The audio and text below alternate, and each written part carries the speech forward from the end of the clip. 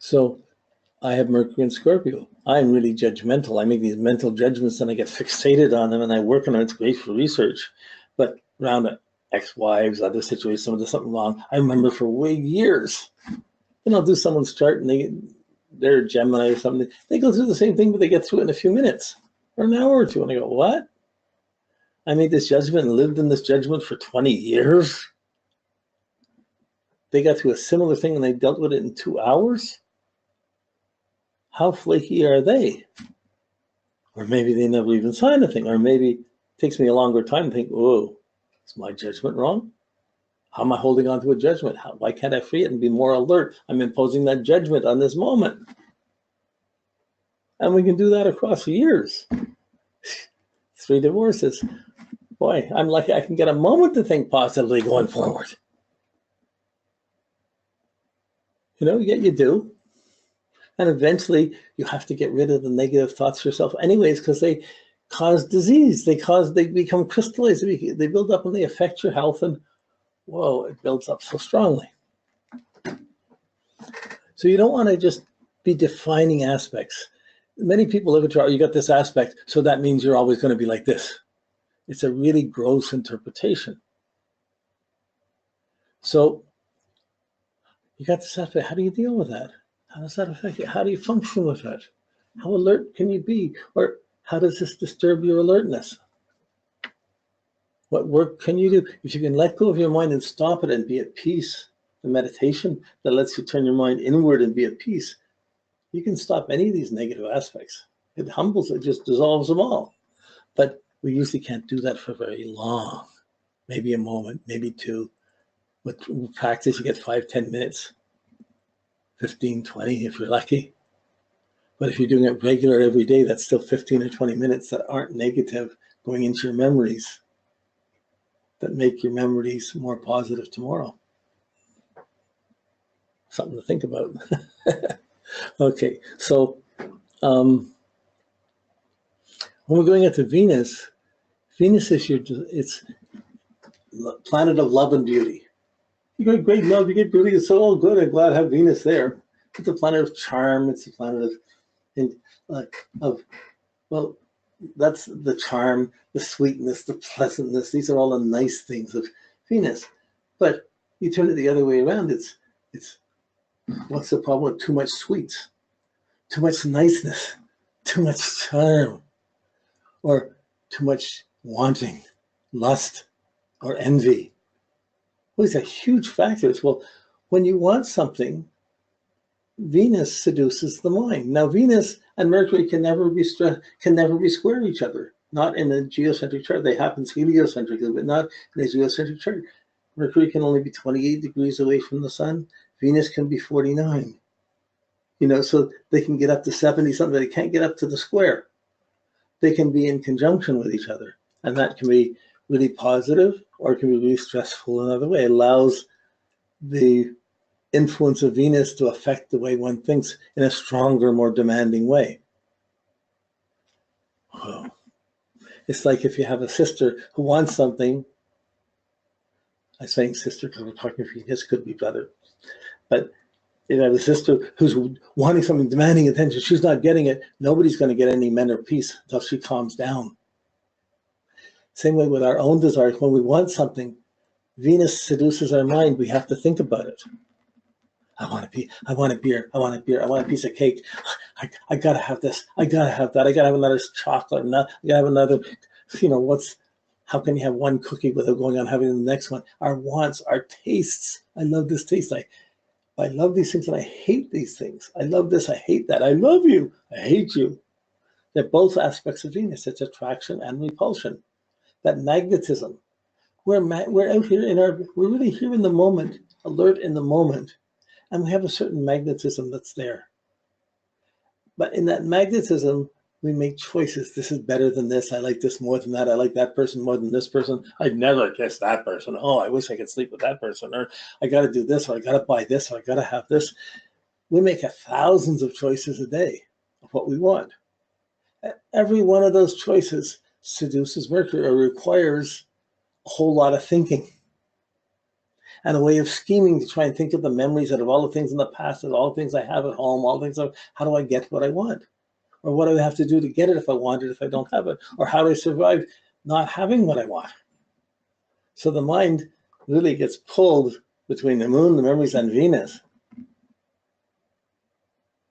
And usually we see Venus to Mercury, even if it's a conjunction, it's usually interpreted as a charm, as a courtesy, as thinking beautiful things, thinking nice thoughts. But really, it's thinking lustful thoughts. It's thinking when you want something, it's easy to be pleasant to someone because you know you want to get something. So it can be very selective, it could be very spoiled. But there's going to be an emotional quality of wanting and of it being attracted and not attracted, of liking, of disliking, of loving, of hating, of wanting, of not wanting, being attracted, being repulsed. These factors are being added on top of the Mercury. They've been doing that ever since you were born. They've been doing that for an eternity. But they're still doing that. So in the matrix of my thinking, how many things do I have? And in the compartments of my memory, which my mind has tried to selectively organize, these thoughts are here, these thoughts, these memories are here, these memories are there. Where do I put the good memories? Where do I put the bad memories? Where do I put the wants? Where do I put the I gotta have, the bucket list, the things I want to do, the things I never had, or where did I put the memory of all the things that I didn't get, that weren't fair because I didn't get what I wanted, someone else did. Your brother got a bigger piece of cake. Your sister got treated nicer and you got punished stronger. Oh, every moment we're living, we're making a memory that's being shoved into the past. We're thinking about the implications of that and what it might mean for the future, or what we can do now to try and change things and use that to move to the future. And then Venus is coming and saying, no, if you're moving to the future, you got to get me this, you got to get me that, it's got to be for this, it's got to be for that. So the second big first types of meditation you run, like each planet's a yoga. Each aspect is a sub-yoga. And yoga means union. How do you have this function and still maintain a conscious relationship to God or to spirit? That's the life puzzle. That's the life work. But to say what it's exactly this, exactly that, the minute you start going out to look at it, it's 1,000 things, it's not one thing. How many choices do we have a day? How many times does the mind have to adjust to make room for those choices? Oh, just give me another coffee and then I can keep thinking. Or give me another ice cream cone. Wow, that's okay, cool. Then I'll go back to work. I can work as long as I'm happy or pleasant, or I'm being paid enough. But see, the mind is measuring all these things, making sense out of all these things. But really, Venus is choosing what it wants or doesn't want. And the moon is shoving those desires or satisfactions or dissatisfactions, the contents and the discontents are being shoved into the memory. And Mercury's in the middle trying to make some sense out of this. Surrounded by the moon and the Venus, the feminine planets, and trying to make sense out of it. Or trying to be listened to when really it's being affected and seduced by it. So these three planets are the three main obstacles to getting to your sun. You have to, like a lot of the yoga, a lot of meditational things, you stop eating meat, you start living clearly, you bathe every day, you have certain habits you have to do, and that will build up a healthy living presence. And with those healthy habits, your memories get healthy, it changes your being here. Then you have to fight the negative thoughts and fight the thoughts so you can be more and more alert. That's the meditation of the Mercury.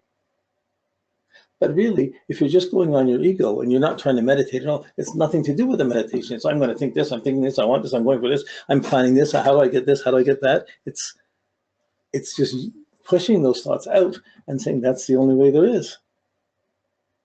Of course, sooner or later, the lack of silence or the lack of inner peace.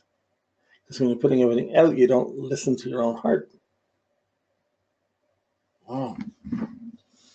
Right now, we looked at the past, the thinking, the alertness, and the values that you have. What you want, what you don't like, what you love, what you hate, on all different levels. How beautiful you think you are. Find this beautiful. If I'm more handsome and more beautiful than you, you're lucky to have me. You better treat me nice if you want me to be around. Or if I think I was ugly, I'm lucky to get anyone to go out with me. I better be really nice to you if I want you to be around. This Venus pecking order affects the truth around what we're thinking and the memories that we're accumulating. So it's very lucid. So when there's stress with Venus and Mercury,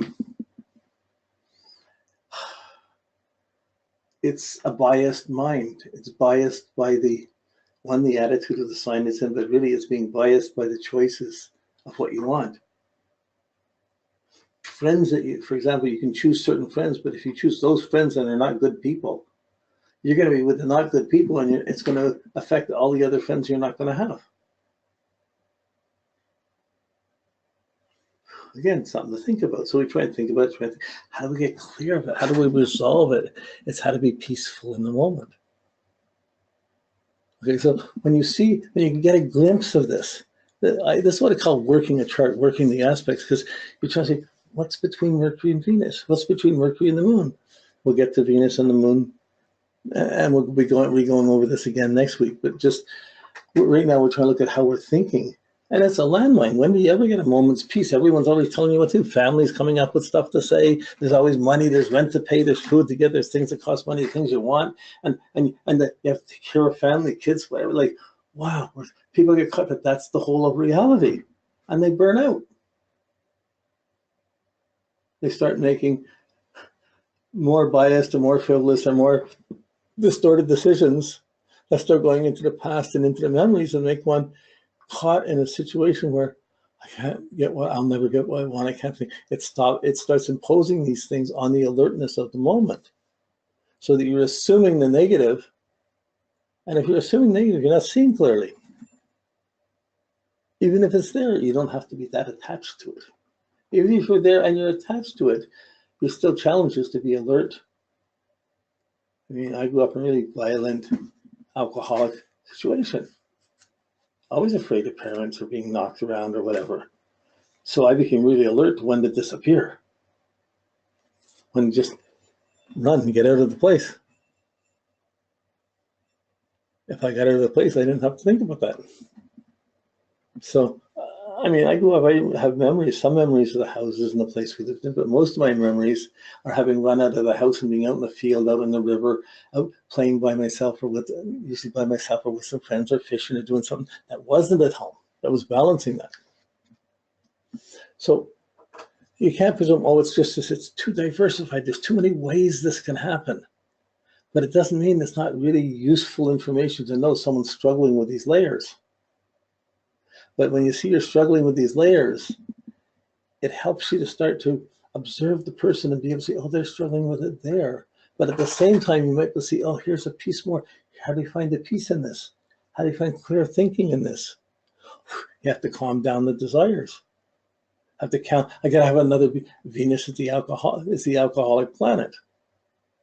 I gotta have another thing. I gotta have this. I want this. I want this. If I don't have this, I gotta have the drink. I gotta have another drink, or I gotta hide from this. So all of those wants are the contentment or discontentment. If you're discontent, how are you thinking? You can't possibly be the discontent and thinking clearly.